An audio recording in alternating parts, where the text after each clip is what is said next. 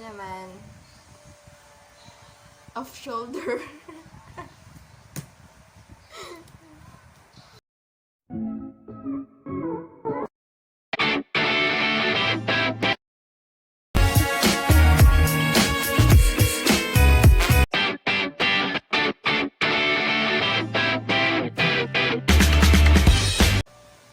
Good morning guys! Welcome back to my channel! So ngayon mga kangipin, naanganganan nun. Dahil miss na natin ng Jollibee, we're going to make burger steak, Jollibee and Spag. So sana may matutunan kayo sa video na to. Just comment below kung ano yung gusto nyong itry kong lutuin para naman ma-share ko sa inyo. Kala mo talaga nagluluto eh, no? Char lang. Practice lang. So, paano? Let's start. Tara! Dito. Buha ka lang sa... Hindi talaga ni Mami.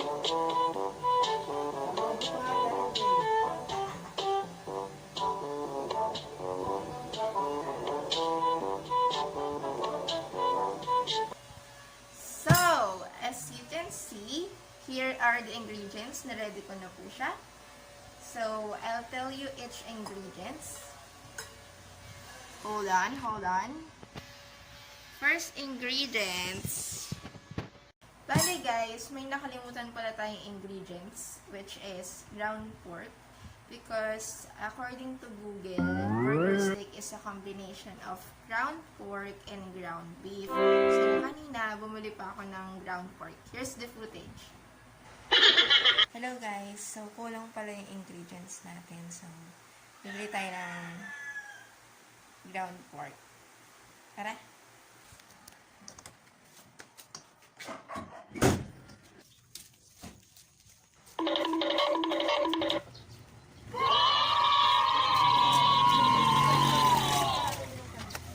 Tada!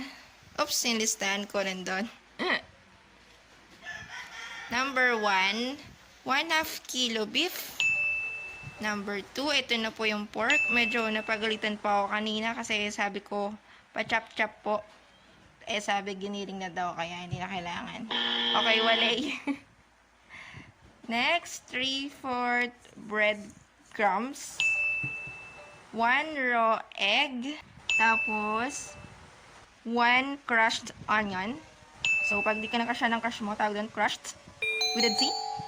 Kailangan hindi siya lalagpas sa linya. Ayan, ganyan. And, 5 cloves of bawang. Kailangan hindi siya lalagpas dun sa bilog. Nasa gitna lang dapat siya. Ayan. By the way, guys, nasira yung ano natin, pang crush ng ganyan-ganyan. So, ang ginawa ko, guys, mga 3 araw ko din siyang ninuya. Charot. Next is, eto, hindi siya toyo, guys. It's called Worcestershire sauce. 2 spoonful of Worcestershire sauce. And then, 3 spoonful of evaporated milk. And, pepper. Salt. Ayan. And then, sugar. Any color of sugar. So, ayan. Those are our ingredients. And then, 1 big mixing bowl for us to mix the ingredients. And of course, safeguard, magugis ng kamay bago i-mix ang lahat.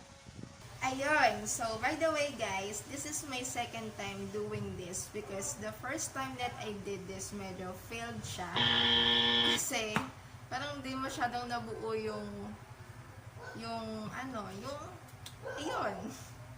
Tapos, parang feeling ko kasi napadami yung evap milk. Di ba dapat 3 spoonful lang siya. Pero ang ginawa ko yata 1 bowl lang evap milk. Kaya medyo basa-basa siya. So, nung pinrito ko siya, medyo hindi siya nabuo. Nilagyan ko pa ng harina. Here's the picture of the sample. Diba? Medyo durog siya sa milk. So, ngayon, we'll make sure to make it perfect. Not really perfect, but we'll make sure that maayos na this time. So, yun na nga, like kung sinabi ba. Ground beef, Pwede pala kayo guys gumamit ng salaan para hindi siya basa-basa. Siyempre, hugasan niyo muna. Tapos, pwede niyo din siyang ibabad sa warm water para to make sure na malinis lalo na panahon ngayon, yun nga yung virus, diba? So, dapat make sure na malinis lahat. So, there, ground, ito, beef, ground baka. Yan. Hindi nyo nakikita, no? Ganyan lang kasi yung camera, mamaya. Ay, sige na nga. Wait lang. So, ayan. Hirap Next is breadcrumbs. Ayan. Hindi natin doon. And Worcestershire sauce. Ayan. Ayun, sinide natin siya. And then, evaporated milk. There you go. Onions. Bawangs. A raw egg. Yan na natin haluin. Itong condiments, mamaya na. Haluin muna natin siya. So, ayan. Mix it thoroughly. Mamaya, we'll use plastic to mix it well. You can use gloves, but pag walang gloves, syempre, may plastic, calypso. Ayan, pwede naman pala. So, we'll make use of plastic. Saan tayo yung plastic ng yelo? Alay, hindi ka siyang kamay. Tawid muna ang kutsara. And let's mix it na. Kung yung safeguard, yung sama yung samay. Ayan, medyo maganda siya. Yung ginawa ko to nung last time. Basa-basa siya. Yan. So, gawin na natin yung sugar. Salt. And pepper. Let's mix ulit natin. Wait, tingnan mo nga kung okay na. Tikman mo. Titigman ko. Ito. Tignan mo hilaw.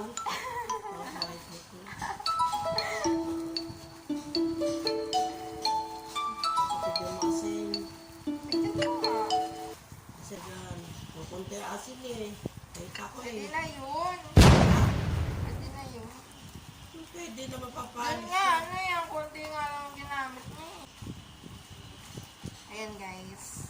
So, alas 6 ko siya minix. Ito nyo naman, alas 6 na ng gabi. 12 hours. Ewan ko na. Bolang kristal. Bolang kristal.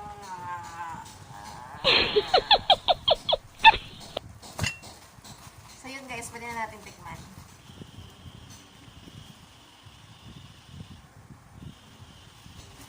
Masarap.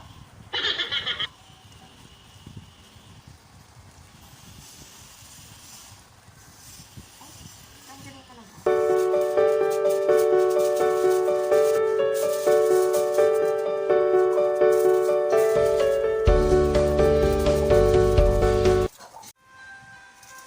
Ay, lumipad.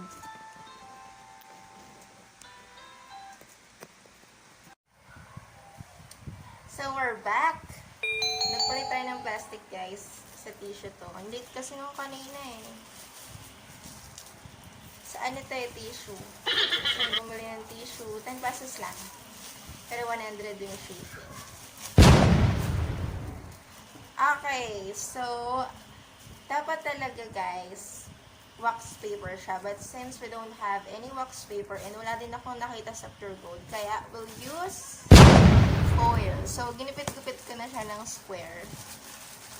At pala guys, yung foil, dapat lukot-lukot siya tapos dapat hindi siya pantay-pantay. Ayan, at lukot-lukot siya para masarap. Pag kasi hindi lukot tapos pantay, hindi siya masarap. Proven and tested.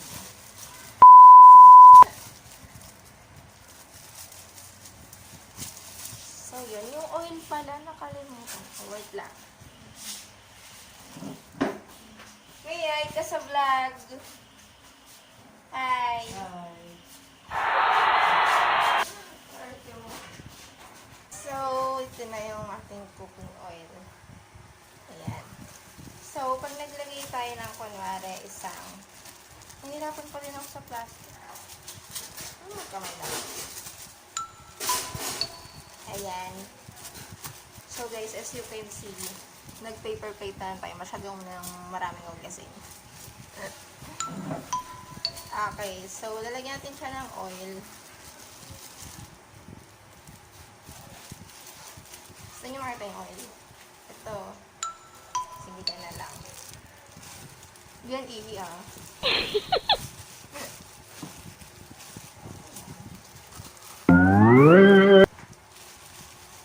Dututin nyo na yung oil.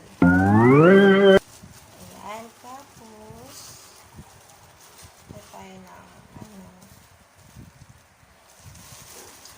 bibinlugin nyo siya. Sa bandang huli, iwan mo siya. Sorry. Paano ba yung shape nun sa Jollibee? Medyo pa-oblong yun, diba?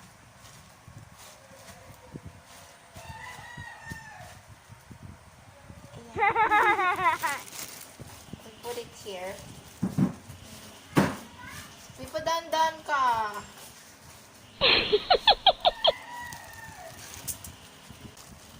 Ayan. May ganito ko ang heart.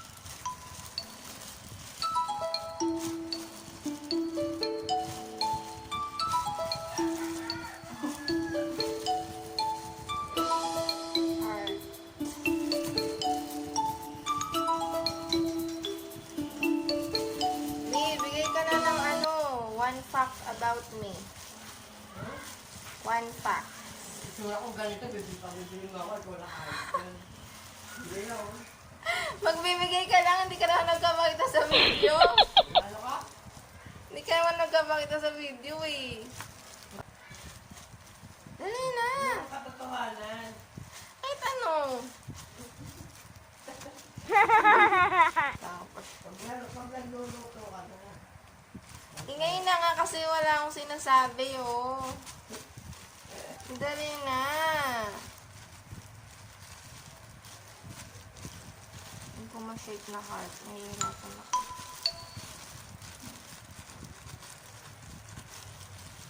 Ganito ko kayang octagon. Burger steak octagon. Hexagon, guys. Lahat ng shape. Tatry ko.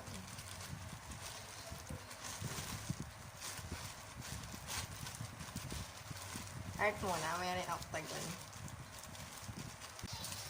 Ang gagawa tayo ng octagon. Ano ba? Ilan ba yun? 8 na.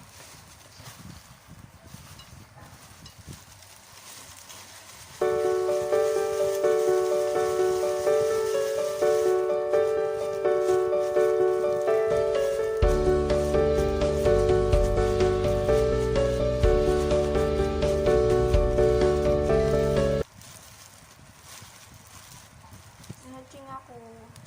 Kailangan tigilan ba ako matching? Ay, ang galing ko.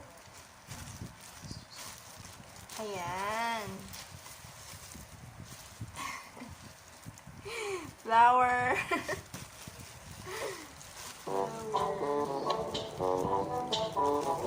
Nuggets pala yun.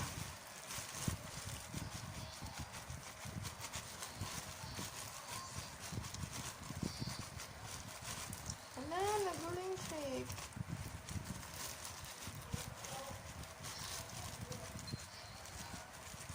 Naging starfish na ito.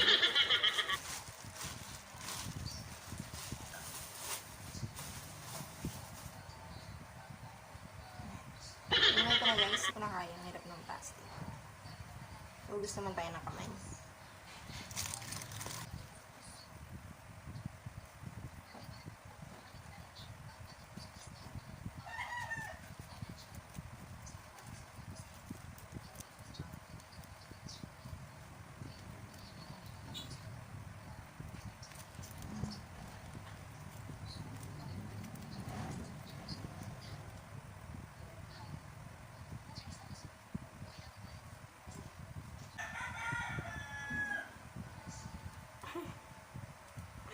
Parang dito octagon. Parang naging si Baymax to, guys. Si Baymax.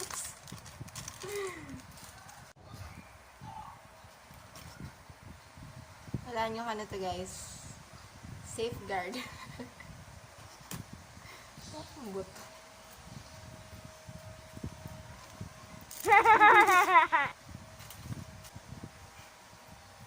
Nagawa ko ng ipis.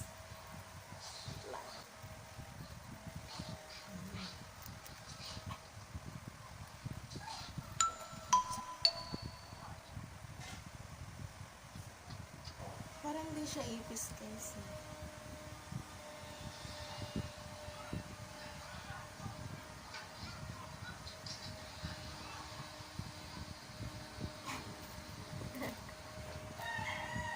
Pagong yata to. May galit sa akin, ipis liparan ng mamaya. Hindi, baka hindi ito mabuo sa prito. May bilog. Ito naman. Off shoulder. Shoulder yan.